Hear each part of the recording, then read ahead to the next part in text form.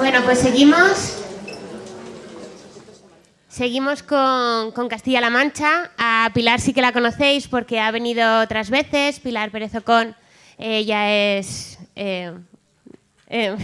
más habitual de la casa. Así que bienvenida otra vez a tu casa, Pilar. Y nos va a hablar de las formas no personales, o sea que tiene, digamos, una continuación con lo que nos está hablando Ángeles de los sujetos. Gracias, Pilar. Muchas gracias. Bueno, muchas gracias a Mamen y a los organizadores por... bueno, yo soy un poco más bajita que Ángeles. Bueno, por organizar estas jornadas que suponen un esfuerzo para todos, pero a la vez es muy gratificante poder encontrar foros donde poder discutir cuestiones que nos interesan a todos, así que gracias también por asistir. Yo voy a hablar de las formas no personales y en alguna medida hablar de formas no personales es también hablar de sujetos y de oraciones. Y la pregunta que nos vamos a hacer es, que es la que lleva por título la charla, es ¿qué les falta a las formas no personales? ¿No? ¿Por qué son tan raras?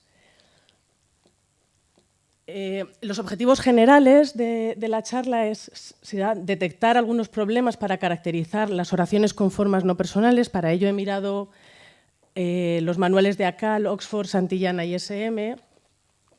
Vamos a aportar argumentos para defender la existencia de oraciones con formas no personales, revisar algunos contextos de aparición de las formas no personales a partir de la nueva gramática de la lengua española y sugerir algunas propuestas de ejercicios. Bueno, son simplemente esbozos de ejercicios más que ejercicios. Hay 4 preguntas que nos van a guiar en esta presentación y las 2 primeras nos ocuparán la primera parte de la charla y las otras 2 la segunda parte. Las 2 primeras preguntas es si las formas no personales, es decir, si los infinitivos, los gerundios y los participios son oraciones, encabezan oraciones, es decir, si son verbos. La segunda pregunta, que está relacionada, es si son oraciones, qué tipo de oraciones son. Y en la segunda parte de la charla lo que nos preguntaremos es si las formas no personales pueden ser nombres y verbos a la vez, o adjetivos y verbos, y qué usos no verbales tienen. Estas serán las 4 preguntas a las que van a organizar toda la presentación. Bueno, pues vamos con la primera parte. ¿Las formas no personales encabezan oraciones? ¿Son verbos? ¿Y qué tipo de oraciones encabezan? Bueno, pues para poder responder a esta pregunta, yo voy a relacionar las tradicionales oraciones con formas no personales con otras oraciones que también son difíciles de analizar y detrás de todas ellas lo que hay en realidad es lo que nos ha explicado Ángeles, que es qué entendemos por sujeto. Así que hay oraciones que son... hemos criticado los libros de texto, pero también es cierto que no es nada fácil hacer libros de texto porque hay que simplificar, tomar decisiones y claro, ellos se encuentran con construcciones que no son nada fáciles de analizar ni siquiera para los lingüistas. Así que nos encontramos que las oraciones con formas no personales entran dentro de un grupo de, digamos, oraciones difíciles de analizar. En ese grupo están las oraciones impersonales de sujeto indefinido genérico, de las de aquí se premia a los estudiantes, llaman a la puerta o si bebes no conduzcas. Oraciones impersonales también de las del tipo unipersonal, aquí llueve mucho, hoy hace mucho calor o aquí hay muchos coches. Y, por supuesto, están nuestras oraciones, que es de lo que tratará esta charla, que son Luis deseaba hablar con la coordinadora, el jefe entró gritando a la reunión y María salió a la reunión preocupada por él. Como veis, ya hay toda una declaración de principios porque yo lo que voy a decir, según lo que dice la nueva gramática, es que hablar con la coordinadora gritando en la reunión y preocupada por él son oraciones. ¿Por qué son estas oraciones difíciles de analizar? Pues porque no cuadran bien en los criterios que tradicionalmente se utilizan para definir las oraciones. Se supone, como ha explicado Ángeles, que una oración, más o menos, es una estructura sintáctica que expresa algún tipo de predicación semántica. Son construcciones bimembres, están formadas, no he puesto tienen, por 2 constituyentes, que son el sujeto y el predicado. El predicado suele ser un verbo que está conjugado y que encabeza un sintagma verbal, y el sujeto y predicado están relacionados por algún tipo de concordancia, que es una marca formal. Entonces, vamos a ver qué pasa con nuestras construcciones.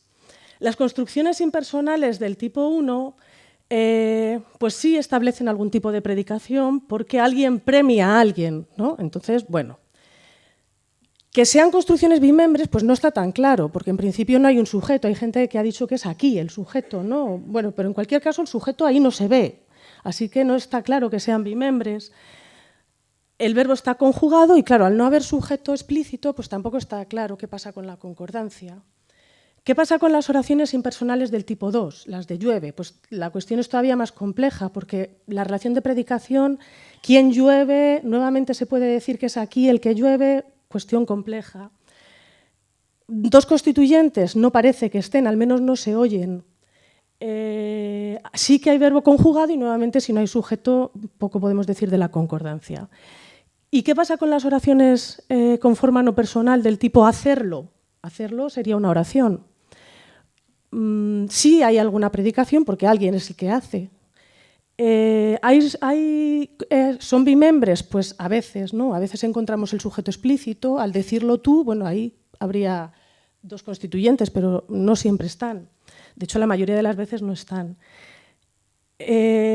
No hay flexión, bueno, eso lo matizaremos después, son formas no personales y tampoco encontramos un sujeto explícito la mayoría de las veces y por tanto tampoco podemos hablar de concordancia. ¿Cómo se refleja toda esta dificultad en los libros de texto? Pues solamente me voy a centrar en el libro de Oxford, en la edición que en teoría está actualizada con la nueva gramática de la lengua española, y lo que encontramos es soluciones muy dispares y vemos que, en mi opinión, no se resuelve el problema de tratar estas construcciones tan complejas, ¿no? Bueno, en primer lugar, en el libro es verdad que está hablando de la oración simple, pero cuando define la oración dice que es una unidad y que no es constituyente de una construcción mayor. Entonces, el problema de aquí es que parece que está dando cabida al concepto de proposición, porque parecería que es que una cosa son las oraciones no subordinadas y otra cosa las oraciones subordinadas. En cualquier caso, para mí el problema fundamental aquí es que el alumno lo que lee es que la oración es una unidad máxima, bla, bla, bla, y no es constituyente de otra mayor. O sea, parecería que es que algo que es subordinado no es una oración, aunque es verdad, en honor a la verdad, que aquí es el apartado dedicado a la oración simple, pero bueno, me parece que no está suficientemente claro.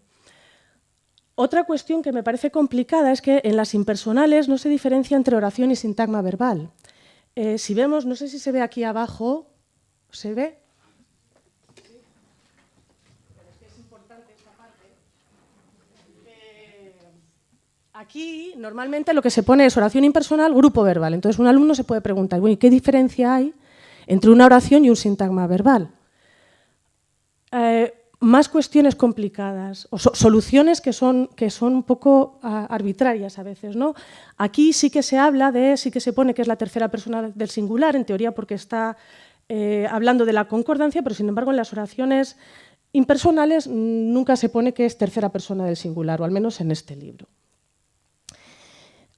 Con respecto a las oraciones con sujeto tácito, se reconoce que hay un sujeto tácito, salieron antes o no lo has dicho, así que sí que se reconoce que hay un sujeto tácito, pero hay cierta vaguedad en su concepción y en su representación formal. O sea, un alumno se podría preguntar, ¿esto de aquí es un constituyente, es un morfema flexivo? ¿Dónde habría que colocarlo en el análisis sintáctico? Y mi pregunta es, ¿por qué hay tanta resistencia a proponer una configuración bimembre del tipo de la que se propone aquí, con un sujeto tácito? Es verdad que a veces se pone arriba, abajo, a un lado, pero yo creo que sería conveniente que se viera siempre que la oración se compone de dos constituyentes. Cuando llegamos a las formas no personales, lo que nos encontramos es una variedad de soluciones. Por ejemplo, en las subordinadas sustantivas se dice que el sujeto puede ser contextual o tácito. Eva no logró superar las pruebas, esta es la oración subordinada sustantiva, y entonces, a pesar de que se reconoce que hay un sujeto tácito, de repente nos encontramos con una afirmación como esta. El sujeto de la subordinada es Eva. Cuando pensábamos que habíamos llegado a una solución actualizada con la nueva gramática, nos llevamos el susto de pensar que es que el sujeto de superar es el constituyente Eva. Y por otro lado se dice que en construcciones de este tipo aquí lo que encontramos es una oración impersonal. Es una oración impersonal porque se dice que el sujeto, que la recuperación de la semántica de esa categoría vacía no se puede recuperar. Así que nuevamente aquí nos encontramos con que volvemos a tener se dice que es una subordinada sustantiva, pero que también es un grupo verbal y que también es una oración impersonal. Así que se reconoce que hay un sujeto contextual o tácito, pero el sujeto de la subordinada es Eva, es el mismo análisis que una impersonal y nuevamente el sintagma verbal y la oración coinciden.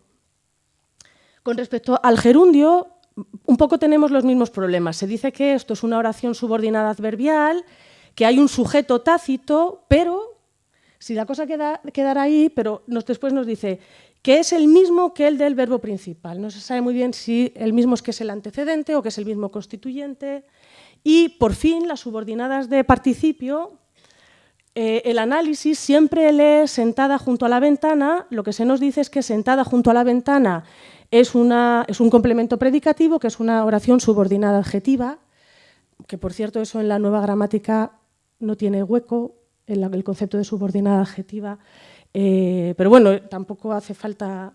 Lo importante al final es tener análisis coherentes. En cualquier caso, lo que sucede aquí es que el sujeto omitido en este caso ya no se representa por la flexión, sino que es un pronombre, que además es el mismo pronombre que está en la forma flexiva. Y bueno, todo esto, como se puede ver, son soluciones distintas para codificar la noción de sujeto, no solo la representación, sino también la noción de sujeto. Bueno, ante estas oraciones difíciles de analizar, pues claro, nos planteamos preguntas que son también difíciles de responder, y es, ¿qué diferencia hay entre una oración y un sintagma verbal?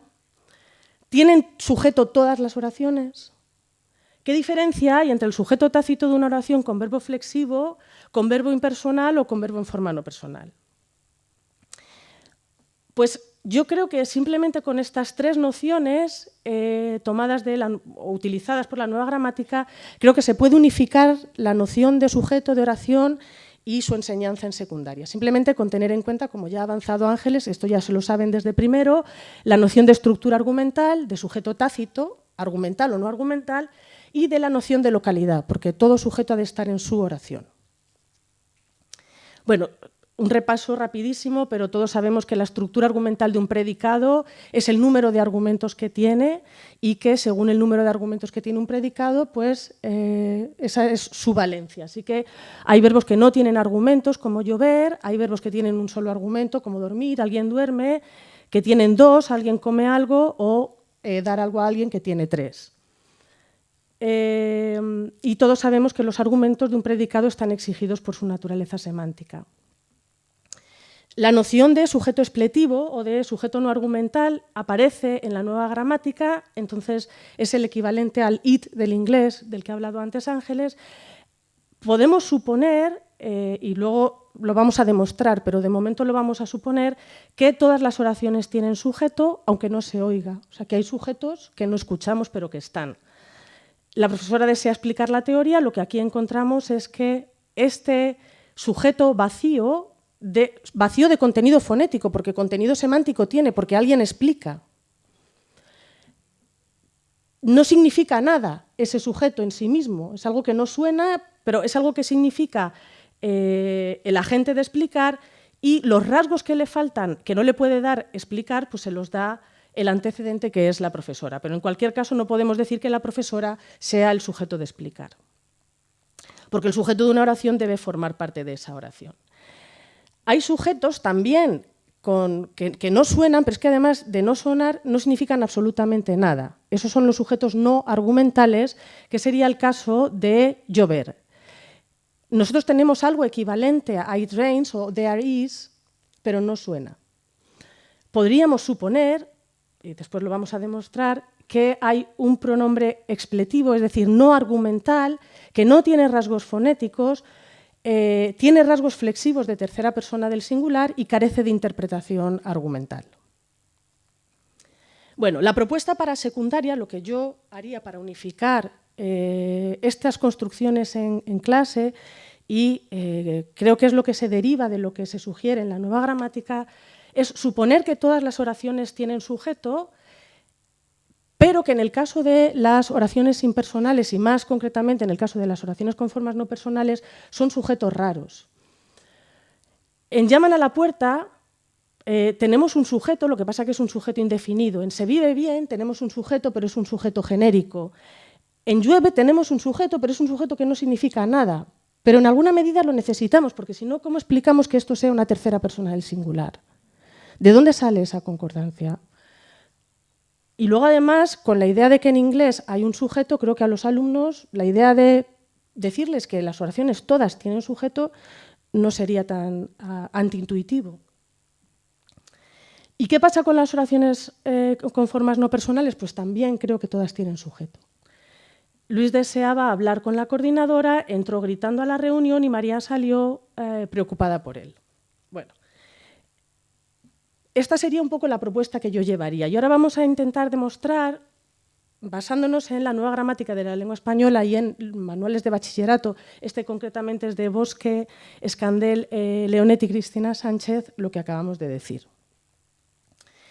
Voy a dar 5 pruebas que yo creo que demuestran que las oraciones con formas no personales son oraciones.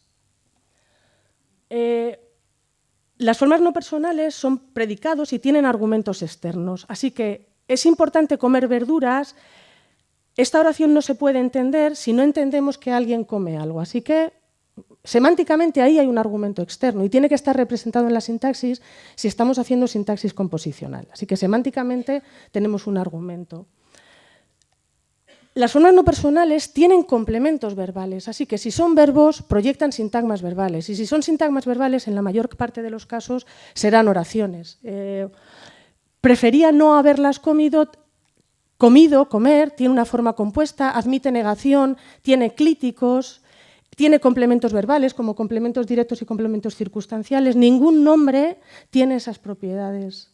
Todo esto es un poco porque hay gente que dice que la subordinada, alguien como desea comer, comer es un nombre o un sintagma nominal, ¿no? Porque funciona en lugar de un nombre. Yo lo que estoy intentando demostrar es que son verbos, sintagmas verbales y por tanto oraciones.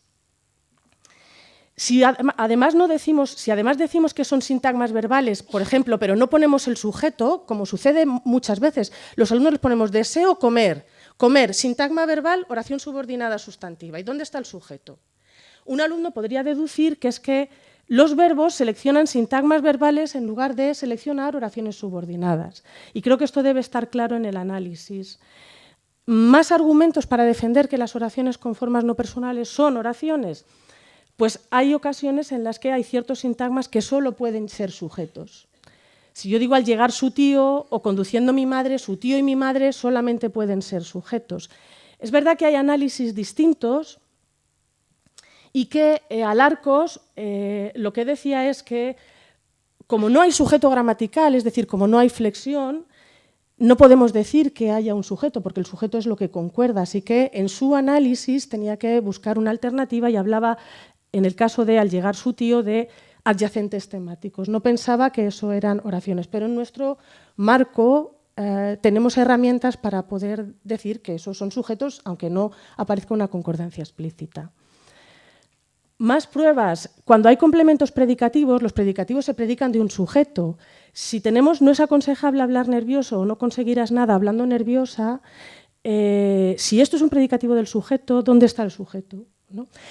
Por cierto, estos son argumentos que no son necesarios llevarlos a clase, o uno puede decidir cuándo quiere llevarlos a clase, pero yo creo que sí que es necesario que los profesores, en la medida de lo posible, los conozcamos, por si hay algún alumno avispado, ¿no? O luego puede cada uno adaptarlo a su clase. Así que, como los verbos no tienen género, además, ¿de dónde saldría el género de ese predicativo? Y lo mismo sucede con los reflexivos. Los reflexivos tienen que tener un antecedente dentro de su oración. Si no tenemos sujeto aquí, es difícil explicar. Bueno, y la última de las pruebas para defender que eso es una oración es que cuando tenemos marcas de subordinación, como las conjunciones, los interrogativos o los relativos, si no suponemos que no sé si ir o no si no suponemos que este infinitivo es un sintagma verbal que tiene una oración, lo que estaríamos diciendo es que este elemento, esta conjunción, se adjunta a un sintagma verbal en lugar de una oración. O sea que, por muchas razones, necesitamos suponer que hay sujetos con las formas no personales.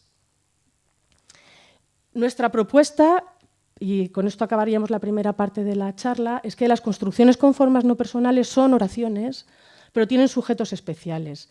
Podremos seguir defendiendo que la oración es una unidad bimembre, que el sujeto ha de estar en su propia oración, que hay sujetos que no se escuchan, pero que están, que tienen rasgos gramaticales y semánticos y que hay un tipo de sujeto que no tiene apenas más que rasgos de concordancia. No tiene ni significado ni se oye, pero está. Bueno, una vez que hemos visto que las oraciones con formas no personales son oraciones, lo que vamos a ver es si las formas no personales pueden ser nominales y verbales a la vez y qué usos no verbales tienen, porque entonces ¿de dónde ha salido eso de que los infinitivos son nombres, los adjetivos son participios y los gerundios son adverbios? Bueno, tradicionalmente se decía que las formas no personales se han asimilado a las categorías no verbales como acabamos de ver, ¿no? Y se ha considerado que son categorías híbridas en el sentido de que funcionan a la vez o de que tienen a la vez propiedades nominales y verbales. Y eso es lo que vamos a criticar. Porque en sintaxis es raro que algo tenga a la vez propiedades, o sí que lo tiene, pero el análisis entonces se complica. Bueno, yo creo que este paralelismo que se ha establecido es un paralelismo funcional y no categorial. Una cosa es que tú puedas estar en lugar de algo y otra cosa es que tú internamente seas algo. Así que las formas no personales son, como hemos visto en casi todos los contextos en los que aparecen, verbos. Hemos visto que tienen complementos verbales, formas compuestas, clíticos y negación. Por lo tanto, la subordinada sustantiva de infinitivo no es un sintagma nominal, por mucho que se pueda conmutar por un pronombre. Una subordinada adverbial de gerundio no es un adverbio. Aquí trabajando no es un adverbio, por mucho que esto funcione como una especie de complemento circunstancial de modo, porque ¿cómo explicas que los gerundios seleccionen complementos circunstanciales de modo, por ejemplo, ¿no? Y la cuestión debatida ayer por los parlamentarios, debatida no es un adjetivo, por mucho que todo esto se pueda sustituir por un adjetivo, pero internamente tiene un complemento agente y un complemento circunstancial de tiempo. No hay adjetivos que seleccionen ese tipo de complementos. Así que el paralelismo que tradicionalmente se ha establecido es un paralelismo funcional y no formal. Vamos a ver ahora, y sobre todo esta cuestión de la naturaleza híbrida en los infinitivos, en los gerundios y en los participios. Y vamos a ver fundamentalmente cuáles son sus contextos de aparición. Nos vamos a fijar en una cuestión que ha sido siempre muy polémica, que es la de los infinitivos nominales y verbales y la naturaleza defectiva. Y lo ilustraremos con algunos ejercicios. Bueno, según la nueva gramática, yo creo que un poco el infinitivo puede aparecer en todos estos contextos. Si os fijáis, perdonad que os tutee, el infinitivo, y esto nos va a pasar en las tres tablas que vamos a ver del participio y del gerundio. La mayor parte de los usos son verbales, no son nominales. Tradicionalmente, ¿cuándo entonces el infinitivo puede ser nominal? Puede ser nominal en casos como el continuo ladrar de los perros resultaba molesto. ¿Y por qué puede ser nominal? Porque está acompañado de un determinante, de un adjetivo y de un sujeto que está en genitivo, no en nominativo. Así que, bueno, en ese caso sí que podríamos decir que eso no es una oración, sino que es un sintagma nominal. También es un sintagma nominal sus andares. Hay andares, tiene género, tiene número y tiene un determinante posesivo. Pero en el resto de los casos es un verbo que al menos proyecta un sintagma verbal y lo que no está tan claro en algunos de esos ejemplos es que sea una oración. El infinitivo puede formar perífrasis, tiene que comprar, puede aparecer en oraciones subordinadas sustantivas, el beber cerveza siempre no es saludable, aquí puedo quitar el determinante, cerveza es el complemento directo y siempre es un adverbio, un circunstancial, comprar es una subordinada sustantiva, a nadie, con quien ir es un infinitivo y aparece en una oración de relativo. Al volver de su trabajo sería una subordinada adverbial y habría que suponer que al es una conjunción. Y la cuestión polémica del infinitivo es esta, ¿no? La de oí a los perros ladrar. Se ha supuesto que ladrar es un predicativo de a los perros, los oí ladrar, con los verbos de percepción y los verbos causativos. No se sabe muy bien si ladrar es un sintagma verbal o un sintagma oración, o una oración. Esta es una cuestión polémica, supongo que es de las cosas que no deberíamos contar en secundaria, ¿no? Bueno, los análisis están en la nueva gramática y lo que la nueva gramática sugiere es que ladrar en este caso es un sintagma verbal porque tiene un sujeto en acusativo, ¿no? Que es los oí ladrar. Bueno, el análisis de esto es polémico, controvertido y están los argumentos en la nueva gramática. ¿Cómo podríamos hablar de la naturaleza híbrida o cómo podríamos hacer ejercicios que ayudaran a entender esto? Bueno, todos a estas alturas conocemos la cuenta de la asociación Groq sobre los pares mínimos. Bueno, son ejercicios que conviene hacerlos en 3 fases, una de observación, una de experimentación y una de generalización. Se explican en Bosque y en Gallego y el libro fantástico de las categorías gramaticales de Ignacio Bosque está lleno de pares mínimos que podemos aprovechar en secundaria, adaptados. Les podríamos preguntar a los alumnos qué diferencias se encuentran entre el vivir bien es una aspiración legítima y el buen vivir es una aspiración legítima. Les podemos preguntar, para ayudarles, que cuál es la categoría del modificador del infinitivo. Nos deberían contestar que bien es un adverbio y buen es un adjetivo. Los adverbios van con verbos, los adjetivos con nombres. En este caso ya empezamos a ver, no habría que decirles esto, pero un poco esta es la diferencia que hay entre cuando el infinitivo es un verbo o el infinitivo es un nombre. Pasaríamos a la fase de experimentación. A ellos hay que darles siempre pistas, porque si les dices justifica esto, ¿por qué es esto? Y justifícalo. Pues no saben bien nunca qué tienen que justificar, así que los enunciados, como todos sabemos, tienen que estar pautados. Seguramente esto que habría que adaptarlo para que fuera más sencillo, pero les podríamos preguntar cuestiones del tipo: cuando el infinitivo se combina con el adverbio, ¿qué forma tiene el sujeto? Y cuando se combina con el adjetivo, aquí lo que vamos a ver es que cuando tenemos un infinitivo verbal, el sujeto va a estar en nominativo, y cuando tenemos un infinitivo nominal, el sujeto va a estar en genitivo, como corresponde a los nombres y a los adjetivos. Así que el vivir bien la gente es gramatical, pero el buen vivir la gente es agramatical. Seguiríamos experimentando. Cuando el infinitivo es perfecto, ¿qué forma tiene el sujeto? El haber vivido Juan tanto, el haber vivido de Juan tanto. La primera oración es correcta, la segunda no lo es. ¿Qué sucede aquí?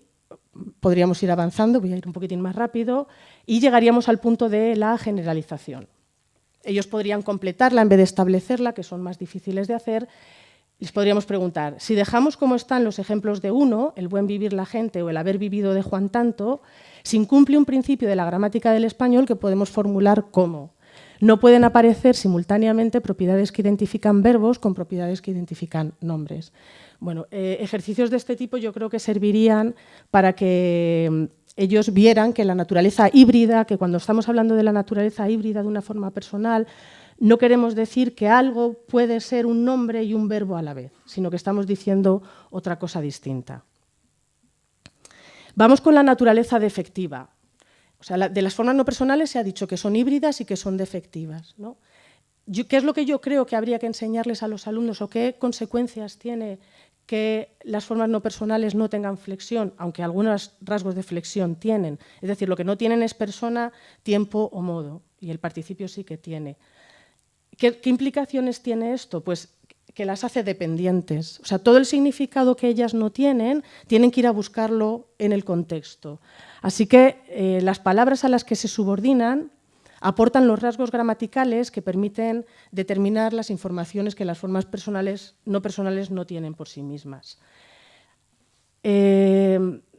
Así que, si queremos explicar de dónde toman las formas no personales su significado, tendremos que leer semánticamente el análisis sintáctico y establecer una correspondencia entre las formas y sus significados. Si yo quiero decir que Juan desea comer es que Juan desea Juan comer, tengo que establecer una sintaxis que me permita derivar el significado de eso. Y para eso me tengo que inventar o formular o proponer o justificar mecanismos de la sintaxis que me permitan leer semánticamente esa sintaxis para que me dé el significado. Es lo que Ignacio Bosque en el 2016 habla con muchísimos ejemplos sobre la naturaleza composicional de las unidades gramaticales, y para eso necesitamos básicamente sujetos tácitos y principios de correferencia, de manera que se recupere la información de los antecedentes. Este es un caso más, esto no es nada nuevo, en la gramática tradicional se hablaba de concertación, en María le prometió regresar, María prometió que María regresaría, pero no podemos decir que María es el sujeto por todo lo que hemos explicado, porque, bueno, básicamente por todo lo que hemos explicado. Sin embargo, María le permitió regresar, no es María la que regresa, sino que es el objeto de permitir. Y esta es una cuestión sistemática, porque los verbos de voluntad tienen lo que se llama control de sujeto, que en la gramática tradicional es concertación. Es decir, quien le da los rasgos a esta cosa que no significa nada en principio y que no se oye, pero que está, porque lo necesitamos, es María. Y sin embargo, aquí quien le está dando los rasgos es el complemento. Así que necesitamos de alguna manera explicar de dónde sale lo que significa esta construcción. Vamos con el gerundio. Primero vemos un poco los contextos de aparición, mostramos un ejercicio y luego haremos lo mismo con el participio. Nuevamente, si vemos los contextos de aparición que nos propone la gramática sobre el gerundio, vemos que los contextos en los que es verbo son muchos más que los contextos donde es donde es gerundio o adjetivo. De hecho, el gerundio no funciona casi nunca como un adjetivo. Se ha dicho tradicionalmente que hay solo 3 gerundios que funcionan como adjetivos, que son ardiendo, hirviendo o colgando. Y ahí tendríamos un ejemplo, el agua hirviendo es la de la cazuela grande, pero aparte de estos adjetivos, de estos gerundios, no se puede decir que el gerundio funciona como complemento del nombre ni que es un adjetivo. Hay algunos casos también en los que está lexicalizado, ven aquí volando, ¿no? No significa volando de volar, que en ese caso sería un complemento circunstancial de modo. O sea, en la primera interpretación, este volando de aquí va a ser esta, si no ven aquí rápidamente. Y en el resto de los casos, el gerundio es un verbo que puede ser, que establece una predicación, que es interno a la predicación o externo. Así que el gerundio puede formar perífrasis, empezó diciendo o siguió leyendo.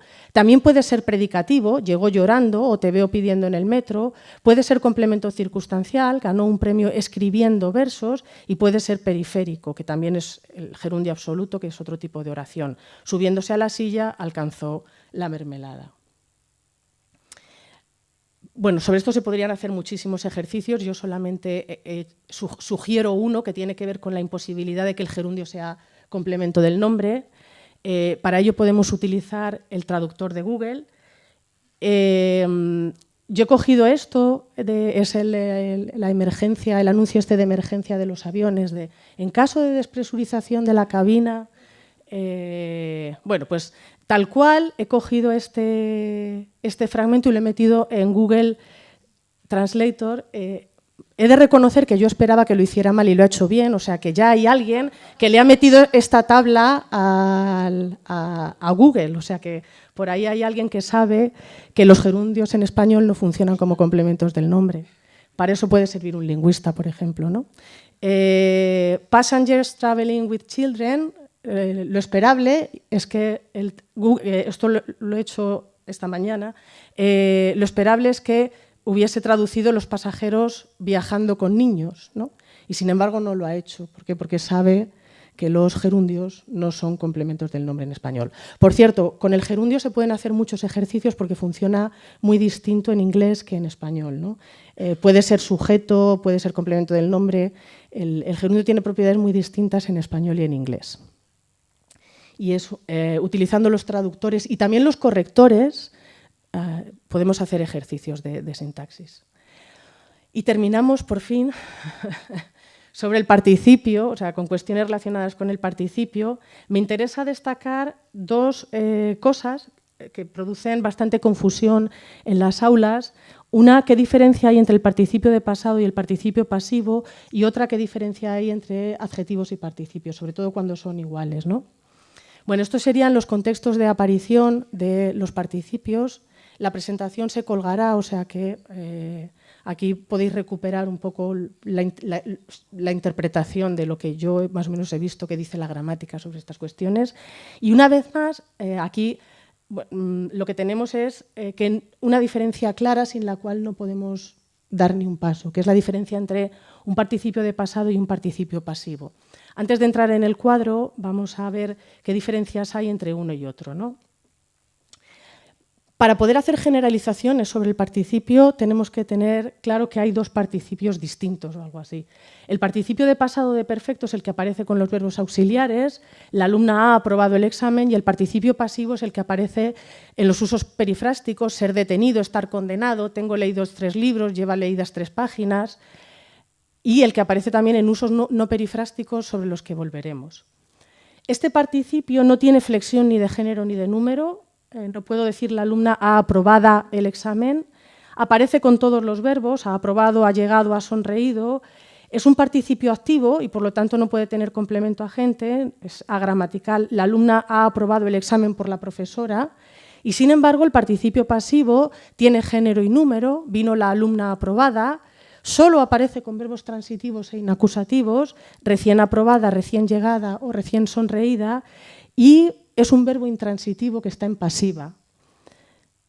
Por eso no puede llevar un complemento directo. Vino la alumna aprobada el examen y sin embargo sí puede llevar complemento agente, vino la alumna aprobada por la profesora. ¿Cuándo aparece este participio pasivo? Este participio pasivo, además de aparecer en las perífrasis, puede ser complemento del nombre. Los alumnos detenidos ayer por la policía, y ya hemos visto que detenidos ayer por la policía es una oración. Un atributo, parecía hecha por un profesional. Complementos predicativos, lo vi terminado. Y también participio absoluto, llegados todos los invitados. Bien, y terminaremos con un ejercicio que pretende mostrar un poco esta diferencia entre participio activo y pasivo y los adjetivos homónimos. Podemos empezar nuevamente con un par mínimo. Bueno, este no es tan mínimo porque tiene 2 cosas que cambian. Territorio ocupado y mujer ocupada, ¿no?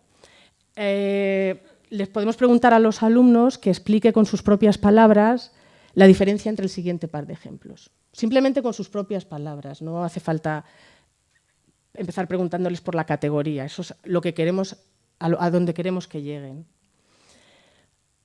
Después pasaríamos a la fase de experimentación y les podríamos preguntar si creen que se dan los mismos contrastes, problema resuelto y mujer resuelta, que veíamos en territorio ocupado y mujer ocupada. ¿Se te ocurre qué complemento podrías añadir para ver más clara la diferencia? Bueno, el complemento agente, ¿no? Problema resuelto por alguien, mujer resuelta por... Podrían llegar a entenderlo. Tendrían que colocar también estos ejemplos en las 2 columnas. Mentalidad abierta, puerta abierta, libro leído o persona leída. Lo esperable es que pusieran puerta abierta y libro leído con problema resuelto y mujer. Y todo esto lo están haciendo solamente con la intuición. Mujer resuelta, mentalidad abierta y persona leída.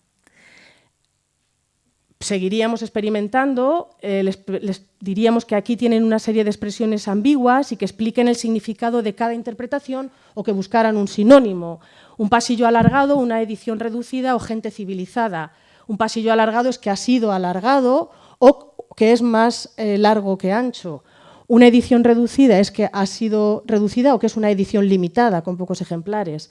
Gente civilizada es gente educada o que ha sido conquistada de alguna manera. Si buscan, les pediríamos que buscaran las acepciones en el diccionario y lo que encontrarían es que solo encuentran una de las acepciones, ¿no? Al preguntarles qué categoría gramatical tiene, pues verían que son adjetivos y estarían ya en disposición de hacer la siguiente generalización, y es: coloca, todo esto hay que facilitarles la tarea, ¿no? No pueden llegar ellos a esta generalización, pero sí, si les vamos dando las pautas. Construir estos ejercicios lleva todo el tiempo que no tenemos, pero En teoría es lo que tenemos que hacer un poco entre todos. Por eso la labor, yo creo que es ahora más que nunca, crear materiales que podamos compartir, porque yo puedo crear un ejercicio de estos a la semana. Lo demás pues es complicado, pero si compartimos ejercicios, pues que vayan todos un poco en la misma dirección, se nos va a facilitar mucho la tarea. Bueno, coloca la palabra adjetivo participio en los siguientes huecos.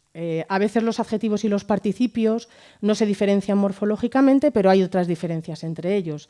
El sustantivo al que modifica el participio se interpreta como paciente, el participio supone la realización de una acción verbal. Seguramente esto habría que adaptarlo más y hacerlo mucho más sencillo, pero el objetivo es que primero observen, luego manipulen y luego lleguen a alguna generalización. Podríamos seguir profundizando, solamente me voy a detener en este. Los participios no se suelen anteponer al sustantivo que modifican. Un resuelto problema por los trabajadores, una resuelta mujer. O sea que vemos que hay diferencias entre unos y otros. Y con esto básicamente voy a terminar. 3 conclusiones que creo que nos deben orientar cuando expliquemos las formas no personales en secundaria. La primera es que encabezan oraciones en sus usos verbales, que como hemos visto son la mayoría, aunque cumplan la misma función que las categorías nominales o adverbiales. La infraespecificación de rasgos, es decir, la pobreza de rasgos de las formas no personales, les fuerza a ser obligatoriamente elementos dependientes, porque lo que no tienen ellos lo tienen que coger de algún sitio. Pero eso no implica que los principios que respondan, que su comportamiento y su distribución respondan a los principios del sistema gramatical. Y el significado de las formas no personales se recupera a partir de la configuración en la que se insertan, es decir, de su sintaxis, lo que nos permite a nosotros explicar de dónde toman el significado que les falta. Bueno, algunas referencias bibliográficas y con esto tenemos suficiente.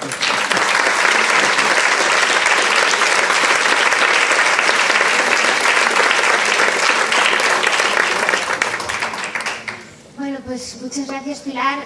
Más vale que nos vas a dejar la presentación porque ha sido muchísima información. Yo creo que tenemos que verlo despacio y pensarlo, pero hay muchísimas ideas y bueno, te lo agradezco. Tenemos unos minutos para preguntas, problemas.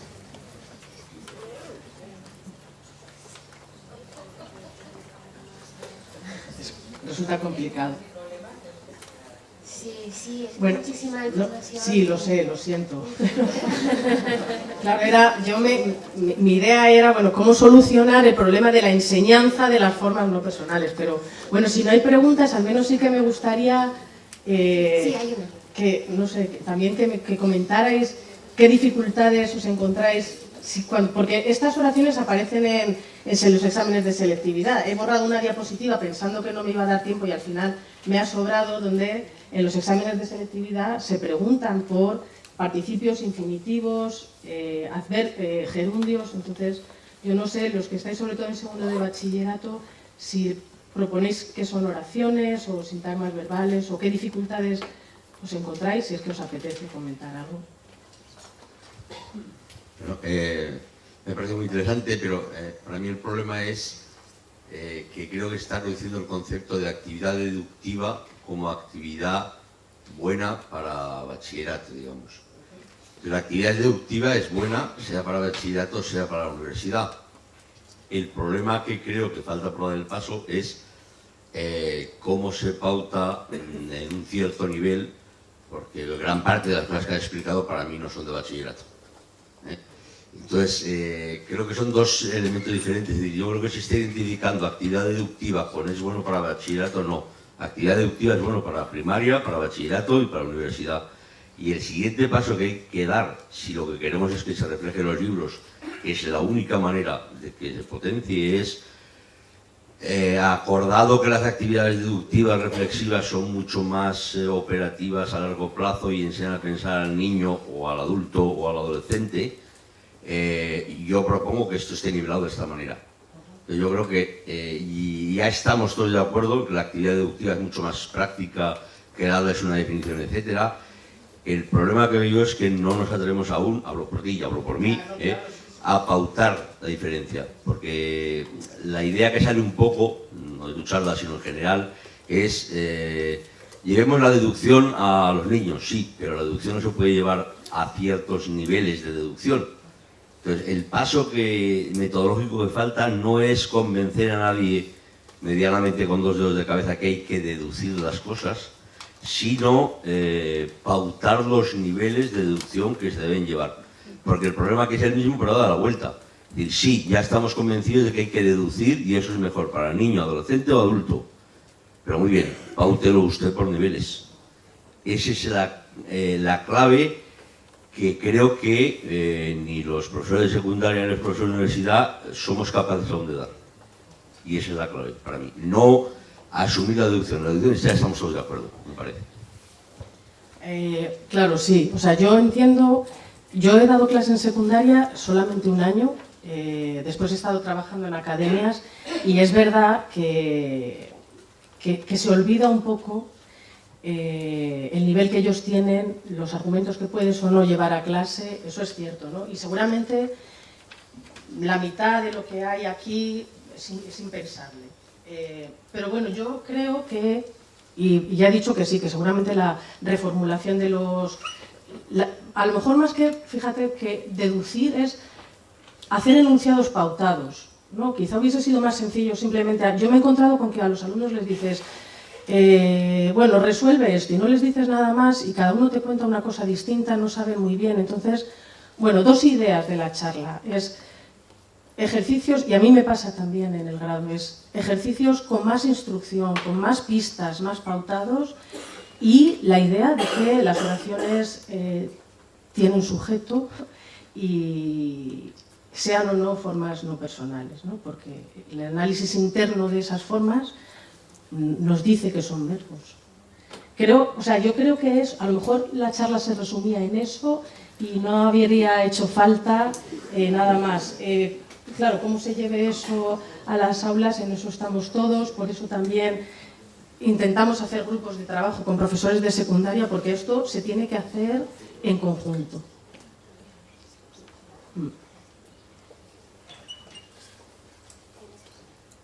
Hola. Hola. Quiero preguntar, más que nada, y comentar 2 cuestiones de las que has planteado. Una de ellas creo que estaba muy bien resuelta y creo que en general los profesores que damos más a bachillerato, que es donde más se habla igual de las proposiciones o las formas no personales, creo que nuestros alumnos no tienen problema en ver que una forma no personal tenga sujeto. O sea, tienen el problema de Nerea, ¿dónde lo coloco? Entonces, normalmente les decimos, si tú ves que esta forma no personal tiene para ti un sujeto semántico o sujeto lógico, que es más o menos el cómo les solemos decir, cómo explicar esto, lo hacen en un comentario abajo al final de la oración y sin problema. Creo que donde más les puede preocupar a nuestros alumnos, más de cara de cómo hacemos los sintagmas, cómo hacemos las cajitas, es que tradicionalmente les hemos explicado que los verbos conjugados introducen oraciones o proposiciones, como les queramos llamar, con nexos. Y que las formas no personales pues tienen superpoderes y introducen las proposiciones sin nexo. Y entonces llegamos al caso de subordinadas como al salir de clase se les olvidó la explicación, ¿qué hacemos con ese al? Ahí tiene valor de nexo, les hemos dicho tradicionalmente que una preposición no podía llevar determinadas condiciones. Entonces, más que el problema que has planteado de si las formas no personales tienen sujeto o no, que yo creo que en general lo ven, es la combinatoria de que tradicionalmente les hayamos dicho que las formas no personales en general introducen oraciones subordinadas sin nexo y que de repente tengamos estas excepciones con esas preposiciones que no sabemos si decirles que funcionen de nexo o no. Claro. Entonces, eso también nos provoca desde secundaria, nos provoca problemas y desde el bachiller también. Sí. Sí, y de hecho el análisis de la gramática para construcciones como al salir no es claro, ¿no? Claro, no se puede decir que sean sintagmas preposicionales porque no pueden tener como término o como complemento un sintagma nominal, que es lo que tradicionalmente pueden llevar las preposiciones, ¿no? En ese sentido no se puede decir que es una preposición, porque no puedes decir a eso o al eso. Así que tampoco puede ser un adverbio. Si no funciona como una preposición y no funciona como un adverbio, Lo que nos queda decir es que es una conjunción. Y sí, eso es una excepción. También hay otras conjunciones que introducen formas no personales, como la interrogativa, ¿no? No sé si ir o no. O sea, hay algunos casos en los que las conjunciones, pocos, introducen formas no personales, pero bueno, sí, desde luego ese es otro problema.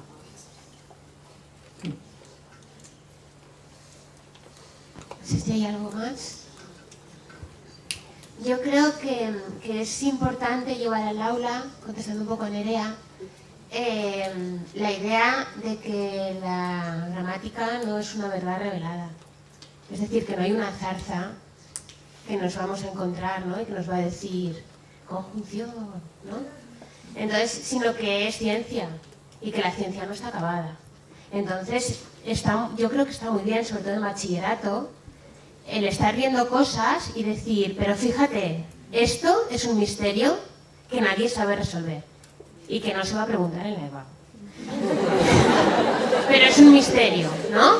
Y el plantearles que no está acabado, que tienen que venir a estudiar filología, porque tenemos que seguir haciendo ciencia, ¿no? Entonces, no tener tanto miedo a aquí no se cumple la regla, porque no estamos enseñando una religión, ni hay zarzas ardiendo que nos vayan a decir nada, quiero decir, tenemos que transmitir esa idea de te voy a dar la propuesta mejor que tenemos hasta el momento, pero más vale que vienes tú por detrás y vas a hacer una propuesta mejor, ¿no? Porque así, pues lo que decía Uwe, ¿no? Andamos en hombros de gigantes, ¿no? Pues cada uno un poquito mejor vamos a ir entendiendo mejor cómo es el lenguaje. Entonces, si tenemos esa perspectiva de que no estamos enseñando una religión, sino que estamos enseñando una ciencia, no tendremos tanto miedo a que las cosas tengan excepciones. El único miedo es mandar el correo de decir, cuidado, he encontrado esto que da muchas dificultades, que no aparezca en un examen importante donde los chicos están jugando algo, ¿no? Ese es el único miedo. Pero si al otro lado hay alguien sensato que dice, es verdad, pues ya lo tendré en cuenta, ¿no? Pues es que no hay que tener miedo a que haya una conjunción que introduzca una oración. O sea, a mí me daría miedo que no hubiera cosas así. O sea, porque pues ya está, ¿no? No estaría viva la lengua, ni tendríamos nada que investigar, ¿no? Pues entonces, en ese sentido, a lo mejor uno de los objetivos también de estas jornadas es eso, ¿no? El cambiar el chip de que no tenemos que tener todas las soluciones, porque tener todas las soluciones es algo muy malo. Entonces, no sé, esa es mi idea. No sé cómo vamos. Sí, todavía. ¿Alguien más quiere decir algo? ¿No? Ah, sí. No, yo por fastidiar.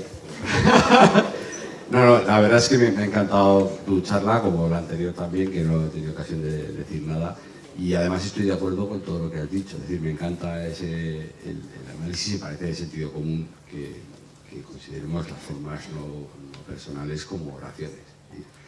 Y también me parece que ha sido muy explícito y muy valiente la sugerencia de introducir sujetos vacíos o pronombres que no se pronuncian, pronombres vacíos, ¿no? Que no son costosos y arreglan muchas cosas, nos ahorra poner notas a pie de página, asteriscos, esos paréntesis que aparecen encima, sujeto omitido, no sé qué, pues darle una posición estructural a una cosa que se interpreta de forma regular y que además en una lengua como el español, en la que hay pronombres que tienen ese mismo comportamiento, que tienen unos rasgos y que toman información del antecedente, me parece una solución que me extraña que no se haya implantado más extensamente en la tradición de la enseñanza de la gramática en España, cuando es algo que en la teoría gramática lleva muchos años así, ¿no? Aunque es verdad que no sin contestación.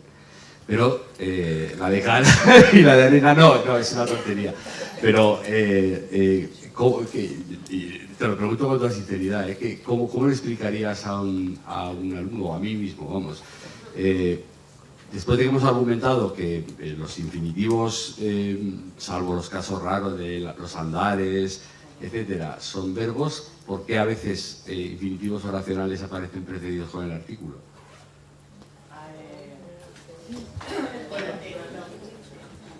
En ese caso es un artículo raro, ¿no?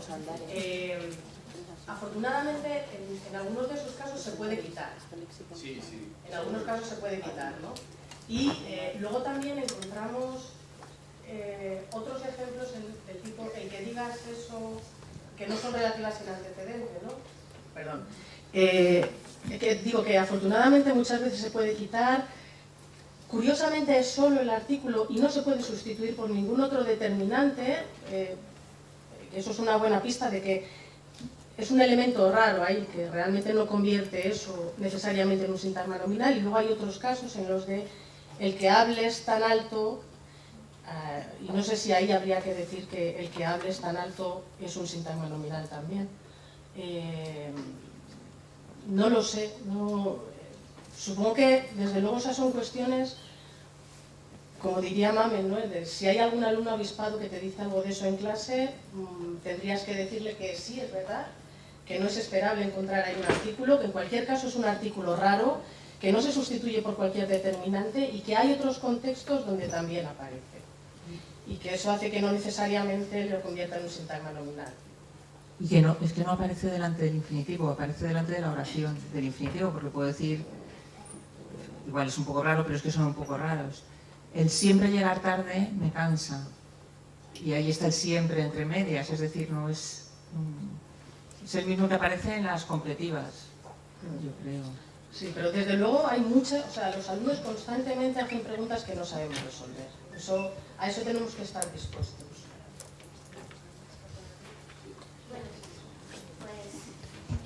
Pues yo creo que lo dejamos aquí. Muchas gracias, Pilar, y vamos a tomar un descanso igual que ayer.